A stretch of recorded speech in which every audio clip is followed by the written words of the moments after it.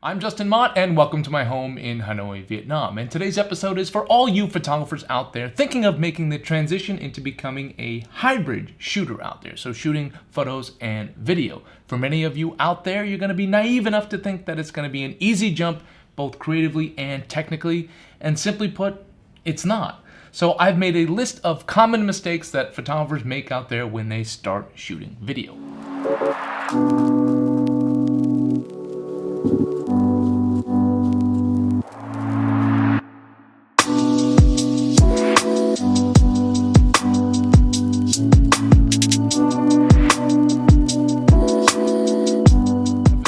So a lot of photographers I see out there, when they make that jump to shooting video, they just think like, really not a big deal, right? You understand light, you understand composition, you understand storytelling and how to sequence and things like that. So you're thinking like, big deal. Creatively and technically, not a problem. I know this camera already, I know the menu system, no issues whatsoever making the jump. Now, it's a lot more complicated than that. I'm fresh off a trip to Kenya where I shot a few different wildlife documentaries, and I hadn't really done like run and gun documentary in a while, and had a brand new camera that I didn't really know that well either. So I made a lot of stupid mistakes, some of them quite embarrassing, but I figured why not share? That's the point here. That's the point of my channel. It's to vent a little bit, review gear, but I also want to share, I want to educate. I want you guys to learn from my mistakes, both in the past and present.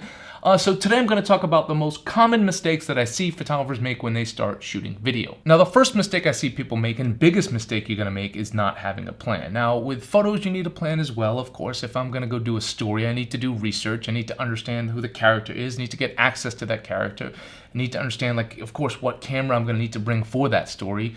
But really, most cameras are going to have you covered for any different direction you want to go with that story, and most outputs you're going to do with it. So whether you're going to use it on the web or you're going to print it, really you're covered with most modern cameras these days. Of course, exceptions, right? If you're going to shoot for a billboard campaign, you probably want a medium format camera. But video is a whole other beast. And so you're going to need to have a creative plan that's going to dictate your technical plan. And so you're going to need to understand your output. So for a wedding, what's going to be the resolution that your clients require?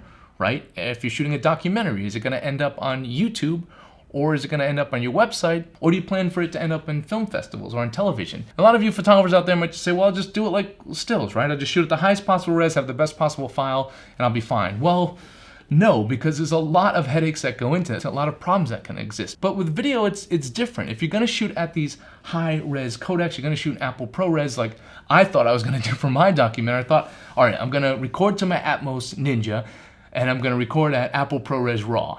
And I was stupid enough to think like, oh, I'll have plenty of memory for that, right? Because I brought a bunch of hard drives and I'll be good. But I was stupid because the first day I went to go record, I was recording an Apple ProRes RAW 4K 60p, and I was getting about 10 minutes of time on a 500 gig SSD card.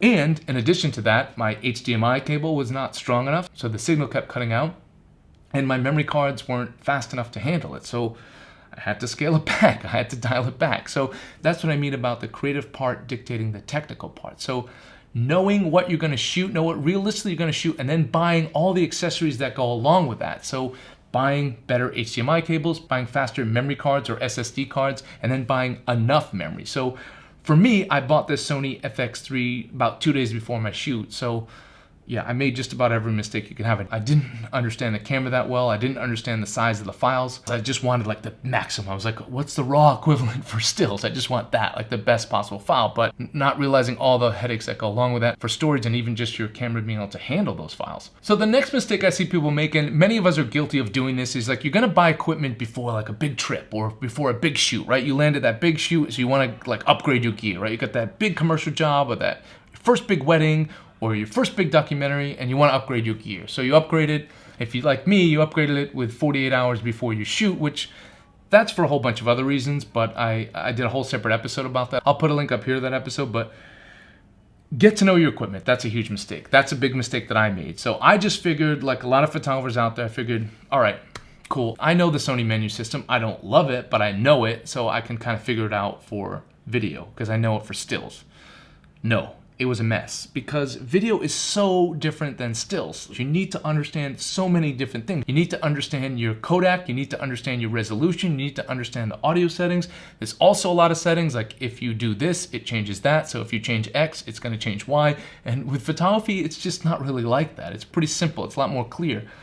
With video, there's just so many different things that could be overwhelming. So luckily I'd planned a lot of time for this, and I kind of lost like 2 days in that shoot because I didn't have enough memory to back up on the fly. I was deleting stuff, I missed shots, I didn't have the settings right. Some of the footage I have isn't in the right format I need later on. So there's just so many different variables. So I can't recommend that enough. In addition, obviously, to having your plan is to know your camera settings inside and out. So knowing what your output's gonna be, and then know the camera. And don't just know it by diving in and understanding the menu system and downloading the settings. Go out and practically use it. If you can use it in the situation that you're gonna use it for professionally ahead of time, like if you can create a scenario, do so. If not, I just recommend shooting something around the house. Like if you only had a day, which I don't recommend buying it a day before, but if you only have a little bit of time, just film a sequence in your house. Film it and then go through it all. Listen to the audio if you're doing interviews and things like that. Look at the footage in editing software. And if you're new to editing, if you still not understand like what to look for, have a friend. If you have a friend that's a professional editor, have them have a quick look at it, because there's so many things that can go wrong if you don't know your settings. So if you have a friend that's a professional editor or semi-professional, have them take a look at your footage, have them take a look at your files, have them export it, see if there's any problems, and just workshop it. Get as much experience with that camera, both internally going through the menu system, understand your settings, and then actually using it, editing the files, exporting the files, and then looking at it in the different formats that you want to use it. So once you have the technical part sorted out, you understand the output, you understand the codec, you understand the inner workings of your camera, you've got all the backups sorted out based on that output, so you know how much memory you're going to need, you know how powerful your memory cards need to be, you know you need a fast HDMI cable if you're going to record at Apple ProRes RAW. Once you have all that sorted out, then you're gonna need to make a plan creatively. So that's the next mistake I see people make. They just think, oh, I'm gonna wing it creatively.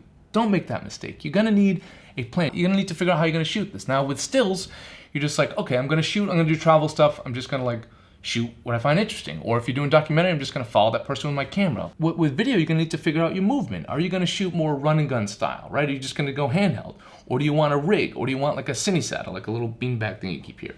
And if you build out the rig, how do you like to shoot? Do you like to have a handle here? Do you like to have a shoulder rig? Is that practical? Is that the movement you want? Is that the creative style you're gonna want for this? Or you're shooting commercial work and you want more movement, you need a gimbal system, right? Or if you want, like some people shoot it really well, shoot everything locked off. But you're gonna need to have a plan. You can't just kind of go and show up and figure it out. If you're gonna shoot locked off, you're gonna have to commit to shooting locked off, because it's gonna be tough to do like locked off on everything and then gimbal and then handheld. You don't want to jumble all that stuff. So yes, you can combine some of those things, but you need a basic plan. So you need to figure out logistically, what are you going to be doing? Now, when I was filming at Sheldrick doing a story on the orphan elephants, I wanted it to have more of a documentary feel. So I had a run and gun setup. So that you might want like a cine saddle and just do handheld. You might want a little handle or just hold the top handle. But you need to understand that. You need to understand like what's the style you're going for, and then plan accordingly with the equipment, and then also understand how to use that equipment. The next big thing, and this is a quick one, is just get a variable ND. I mean, for most of you out there that are hybrid shooters, your camera's not gonna come with a built-in ND. If you do have a more expensive or more dedicated video camera, it might come with a built-in ND system. But for most of you out there, you're gonna need a variable ND. I mean, you just think like as a photographer, like why, what's the big deal? I'm gonna shoot at 4,000ths of a second. Well, go look at what footage looks like at 4,000ths of a second, and then get back to me. If you're gonna shoot in bright light, you're gonna shoot wide open, you're gonna need a variable ND. So in addition to getting a variable ND, like a lot of things out there, but this one, don't skimp on quality, get a good quality ND filter. Just don't wanna deal with that hassle later on. I had a pretty good variable ND for my main camera, but for our B-roll and BTS camera, we bought a cheap one, and you can see it. You can see the vignetting on the side, and I had like it moves on its own sometimes, so it's changing mid-shot. So just get an ND and get a good one. I'll put a link to a couple of the ones that I use in the description box below. The next biggest mistake I see people make is to underestimate audio. Now, audio is one of those things, everyone says it, it's a cliche setting, like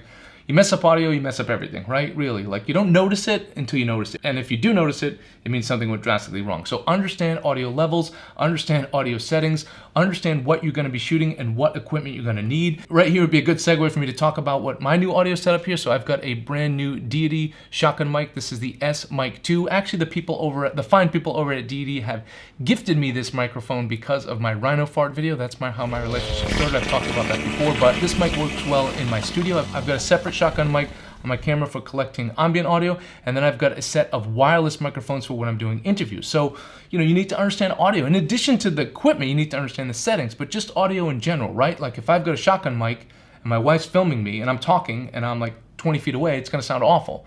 But if I got the lav mics, it's gonna sound great.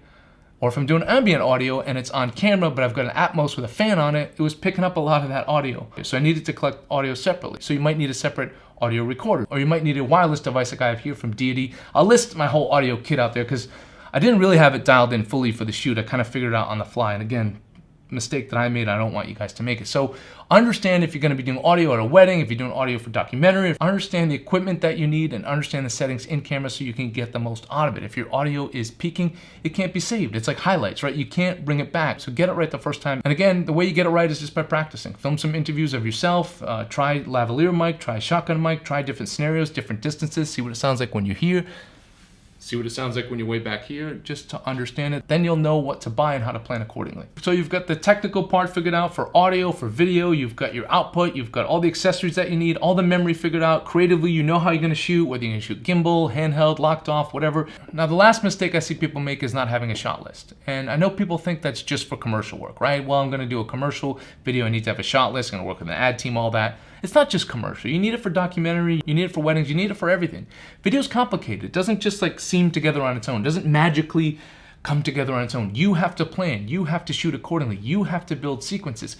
You have to shoot stuff that you probably wouldn't normally shoot in photography. It doesn't stand alone. A single image can stand alone, but a video, you need a sequence. You need to understand, like, how does someone get from point A to point B? How do I transition this person from their job to their home? I might have to shoot them walking out to the car. So something that might not be a sexy still shot, you're gonna still need to capture for your video. So having a shot list, of course, you know, you're shooting run and gun documentary, things are gonna change, things are gonna come up, but you still need a basic checklist in mind. So for example, for me, when I was shooting the elephant story at Sheldrick, when I was documenting the orphan elephants, like, I have a shot list in mind. So for that story, for example, like, I knew they slept, I knew the caretakers slept with the elephants, so I wanted that. I couldn't just like randomly film them sleeping with the elephants. I needed to build a little bit of a sequence. I needed to show, like, okay, what do these stables look like that they sleep in? So I needed to introduce that. And so I needed to think about a sequence. I needed to build a sequence. So I knew that the elephants had these little half doors and sometimes the trunk would like come above that. So I thought that would be a good way to sort of introduce that. Next shot might be the caretaker waking up in the morning, getting ready, feeding the elephants milk, things like that, and then showing them when they go out into the wild. Because if I just showed them in the wild, you might think they just live in the wild, right? They spend the day in the park, but they spend overnight in the stables. So I needed to build these sequences, so you need to think about that. You need to have a shot list. Again, don't have it too tight, like be open to things changing, be open to things evolving, but you need to have a basic shot list in mind because it's not like stills. These single beautiful shots, they don't stand alone. They don't work alone. If you get just like one like awesome shot, but it doesn't make sense what happened before and after it just messes everything up. So you need to have a shot list to tie everything together. Again, not just for commercial work, but for weddings and documentary work as well. So those are some of the common mistakes I see photographers make. I know a lot of you out there think the jump is going to be easy, and in some ways it is. Yes, if you understand light, if you understand composition, if you understand the basics of storytelling, you do have an advantage to people that don't, but don't be fooled by that. Don't get cocky because there's so much more technically to learn. There's so much more creatively to learn as well. And it's a joy. I'm not doing this episode to scare people off. It's a pure joy to shoot video. It's a whole other art. There's a lot of similarities there.